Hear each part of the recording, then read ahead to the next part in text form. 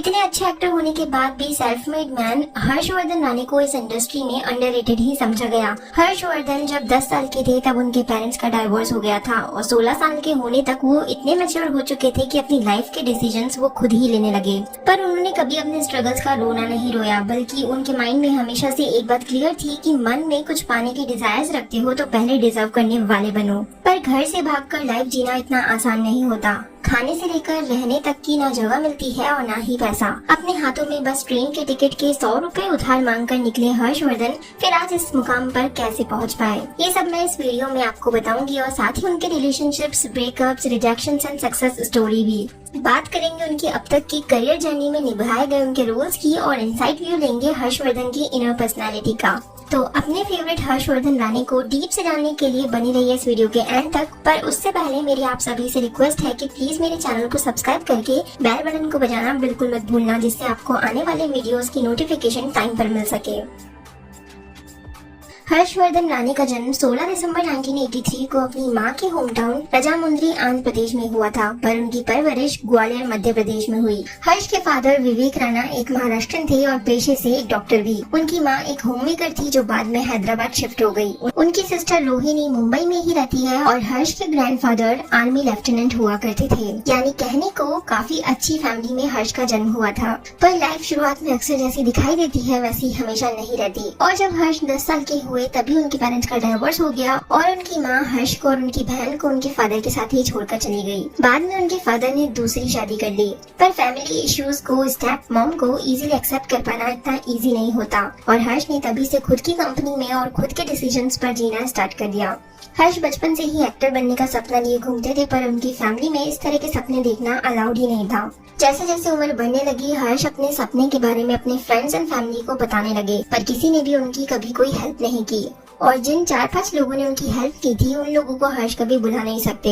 लोग उन्हें एडवाइस दिया करते थे कि दुकान खोल लो, ठेकेदारी कर लो। हर्ष को ये बातें दुखी इसलिए करती थी क्योंकि कोई भी उनके सपने को समझने की कोशिश ही नहीं करता था। हर्ष बताते हैं कि लोगों की गलती भी नहीं थी। वो टाइम था भी ऐसा जब एक्टिंग को एक करियर के रूप में नहीं देखा जाता था। उस टाइम ग्वालियर से एक ही एक्टर निकले थे जिनका नाम था शरद केलकर, पर उनका नाम लेकर भी लोगों को समझाने में वो नाकामयाब होते रहे।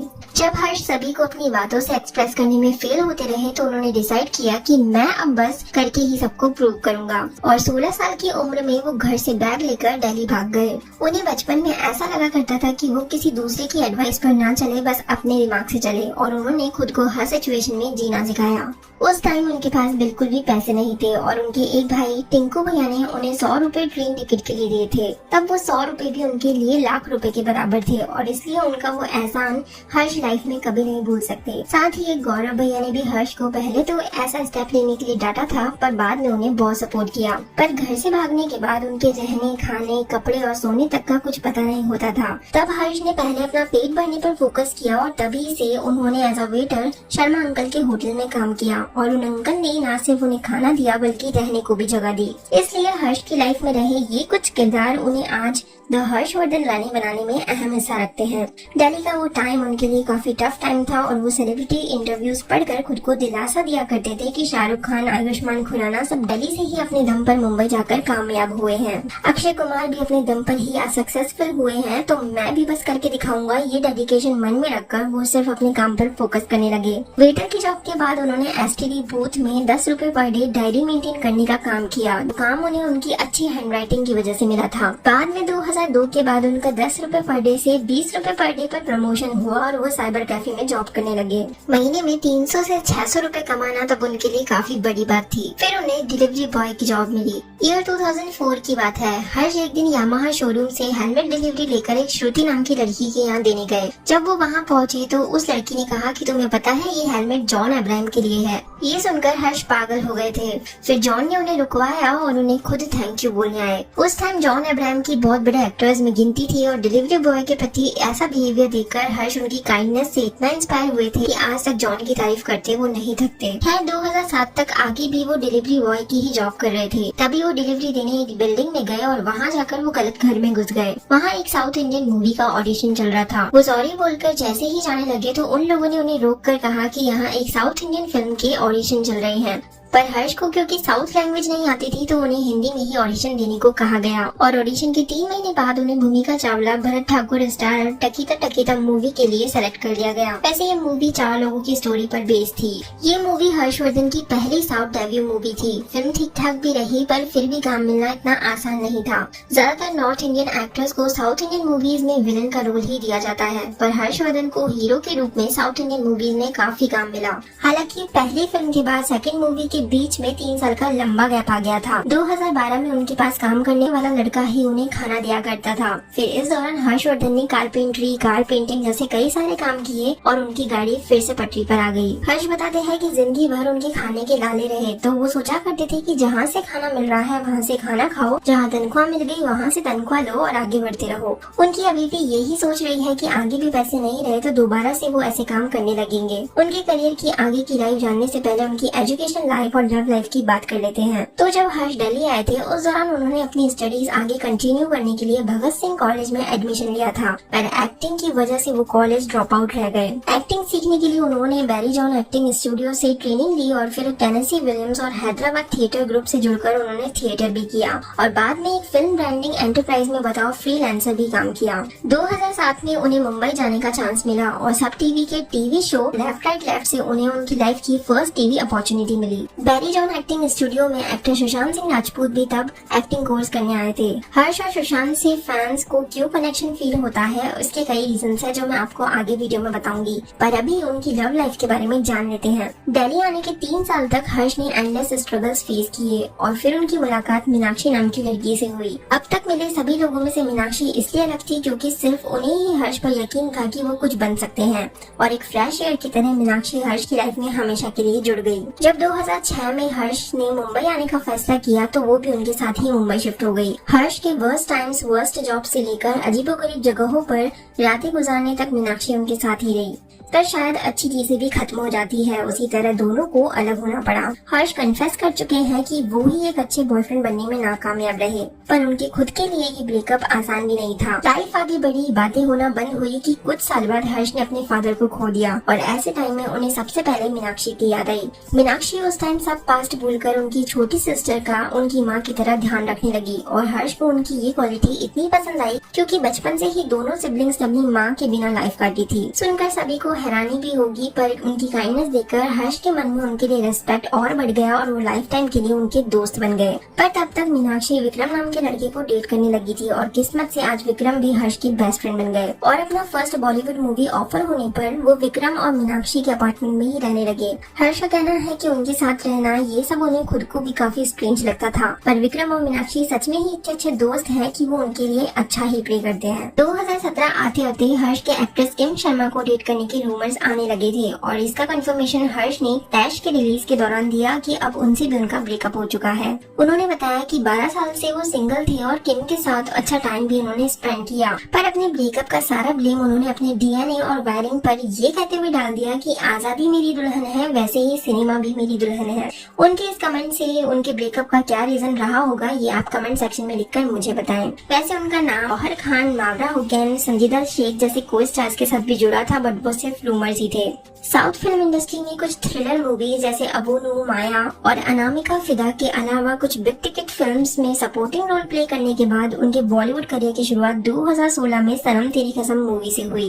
वैसे इस मूवी से पहले उन्हें संजय लीला बंसाली स्टारर रामलीला भी ऑफर की गई थी, पर उन्होंने वो अपॉर्चुनिटी 2 रीजंस की वजह से ठुकरा दी। पहली ये कि वो नेगेटिव रोल से अपने करियर की शुरुआत नहीं करना चाहते थे और दूसरा रीजन ये कि वो 9 से 11 महीने का कॉन्ट्रैक्ट भी साइन नहीं करना चाहते थे। खैर फिर सनम तेरी कसम मूवी रिलीज हुई, पर इतनी अच्छी मूवी होने के बाद भी उन्हें वो रिकॉग्निशन नहीं मिली जो उन्हें पहले ही दिन से मिल जानी चाहिए थी। फिर 2 साल बाद जब मूवी टीवी पर दिखाई गई तब से अचानक उन्हें अप्रिशिएट किया जाने लगा और उनकी एक्टिंग के फैंस बनने लगे। हर्ष के पॉपुलर रोल्स में से 2018 की पलटन मूवी भी काउंट होती है। ये मूवी इंडो चाइना बॉर्डर्स पर इंडियन सोल्जर्स की स्टोरी पर बेस्ड थी और आज हमारी कंट्री उसी एग्जैक्ट इशू से गुजर रही है। जेपी दत्ता की इसी फार साइटेडनेस पर हर्षवर्धन फिदा है। वैसे इस मूवी में हर्ष ने इंडियन सोल्जर का रोल निभाया था और वो जेपी दत्ता की 3 मूवीज का पार्ट रह चुके हैं, जो अपने आप में ही एक बहुत बड़ा अचीवमेंट है। अपनी इस मूवी से इंस्पायर होकर हर्ष को जब एक बार अपने रेसिंग व्हील के लिए रिग की जरूरत थी, जो मोस्टली चाइना में ही बनाई जाती है, तब हर्ष ने खुद मार्केट से एल्यूमिनियम बार्स और स्क्रूज लाकर रिग खुद ने कस्टमाइज की थी और उसे बनाने में उन्हें आधे दिन का टाइम लगा था। और तभी से उन्हें इस बात का रियलाइजेशन हुआ कि चाइनीज प्रोडक्ट्स पर डिपेंडेंसी खत्म की जा सकती है। ऐसी ही इंस्पिरेशन हर्ष अपने काम में 100% देकर भी देते रहे हैं। जब टैश मूवी का उन्हें ऑफर दिया गया तो उसके स्टोरी लाइन का खुद की लाइफ से जुड़ाव महसूस करने पर उन्होंने पाली के रोल के लिए तुरंत ही हाँ कर दिया था। रोल मिलने के बाद 1 हफ्ते तक उन्होंने खुद को एक रूम में बिना फोन के बंद कर दिया था और सभी ह्यूमन कॉन्टेक्ट तोड़ दिए थे और घर के लोगों से भी खाने की प्लेट भी रूम में स्लाइड करके देने को कहा था, जिससे वो किसी को देख ना पाए।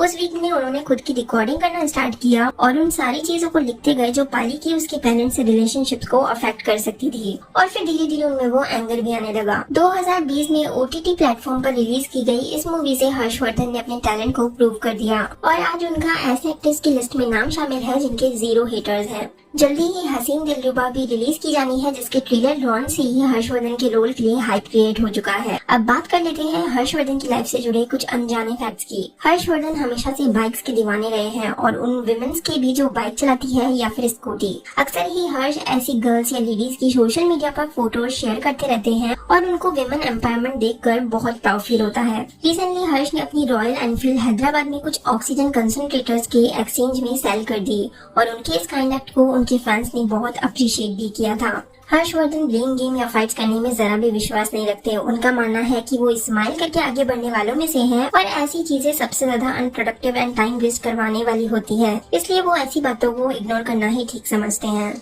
हर्ष ने लाइफ में आज भले ही कितने भी काम किए हो, पर कारपेंट्री उनके दिल का करीब हिस्सा है और आज भी वो घर पर कुछ न कुछ बनाते रहने में विश्वास रखते हैं। एक बार आउटिंग के दौरान हर्ष ने अपनी जीप डायरेक्ट ब्लेड में उतार दी थी, बिना ये सोचे समझे कि पानी गहरा भी हो सकता है और ये उनकी लाइफ का मोस्ट एडवेंचरस इंसिडेंट रहा है। हर्ष बहुत बड़े एनिमल लवर है और बहुत अच्छे फोटोग्राफर भी और उनके घर में उनकी कैट मॉरिस उन्हें कंपनी देती है और वो पेट्स पालने में बिल्कुल भी विश्वास नहीं रखते, क्योंकि उनका मानना है एनिमल्स भी बच्चों जैसी केयर मांगते हैं। मिशन मंगल मूवी का थीम सॉन्ग उनका फेवरेट इंस्पिरेशनल सॉन्ग है।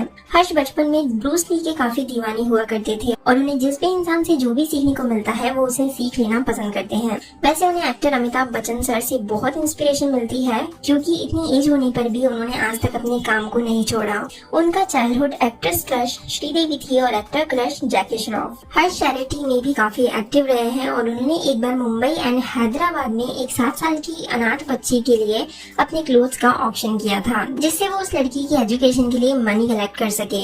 इसके अलावा भी वो डार्क इज ब्यूटीफुल नाम से कैंपेन भी चला चुके हैं और साथ ही उनका एक NGO भी चलता है। हर्षवर्धन ने एक शॉर्ट फिल्म हिरात में भी काम किया था। इस शब्द का मीनिंग होम सिकनेस होता है, वो भी ऐसे घर के लिए जहाँ फिर से नहीं जाया जा सकता। इस वर्ड का नाम सुनते ही उन्हें अपनी लाइफ से कनेक्शन फील हुआ था और इसलिए उन्होंने इस मूवी के लिए इंस्टेंट हाँ कर दी थी। काफी कम लोग ही ये बात जानते हैं कि हर्ष को इंग्लिश ठीक से अभी भी नहीं आती। हर्ष अपने काफी इंटरव्यूज में बता चुके हैं कि वो 3 सेंटेंस इंग्लिश के बोलने के बाद वापस से अटक जाते हैं और फिर वापस से हिंदी बोलने लगते हैं। उन्हें हिंदी में ही कंफर्टेबल फील होता है और वो इंग्लिश को रियली ही यूज करना पसंद करते हैं। लास्टली हर्ष सुशांत सिंह राजपूत की डेथ के बाद काफी पजल थे कि वो सुसाइड जैसा स्टेप कैसे ले सकते हैं, जिसने उन्हीं की तरह आउटसाइडर होने के बाद भी अपनी पहचान बनाई है, क्योंकि वो उनके साथ एक्टिंग ट्रेनिंग भी ले चुके हैं। तभी से वो उनको जानते थे और वो सुशांत को मैन विद अ प्लान भी कहा करते हैं। हर्ष के काइंड बिहेवियर, साइंस के प्रति लगाव, अपनी एक्ट्स के लिए अच्छी सोच रखना और उन्हें गुड विशेस देना, चाहे छोटा हो या बड़ा सभी को रिस्पेक्ट देना, चैरिटी करना और उनका अनएक्सप्रेसिव नेचर और ट्रैवलिंग को लेकर एक्साइटमेंट, सभी कुछ हर्ष के फैंस को सुशांत की याद दिलाता है और इसीलिए उन्हें हमेशा बॉलीवुड इंडस्ट्री में सेफली रहने की एडवाइस भी दी जाती है। हर्ष का मानना है कि बॉलीवुड इंडस्ट्री में आउटसाइडर्स के सही टैलेंट की पहचान नहीं हो पाती है, पर आउटसाइडर्स इस इंडस्ट्री में सर्वाइव नहीं कर सकते, वो इस बात को गलत मानते हैं। उनका मानना है कि टैलेंट किसी भी फील्ड में हो, पहचान जरूर पाता है। इसी विश के साथ कि हर्षवर्धन आप बॉलीवुड के सुपरस्टार बने और अपने फैन से हमेशा यूं ही कनेक्टेड रहे, मैं इस वीडियो को यही एंड करना चाहूंगी। मैंने इस वीडियो में हर्ष की लाइफ से जुड़ी ज्यादा से ज्यादा चीजें कवर करने की कोशिश की है, फिर भी यदि कुछ बच गया हो और आप हर्ष के बारे में और भी कुछ बातें जानना चाहते हो तो प्लीज मुझे कमेंट करके जरूर बताएं। इस वीडियो को लाइक करना, चैनल को सब्सक्राइब करना भी बिल्कुल मत भूलना।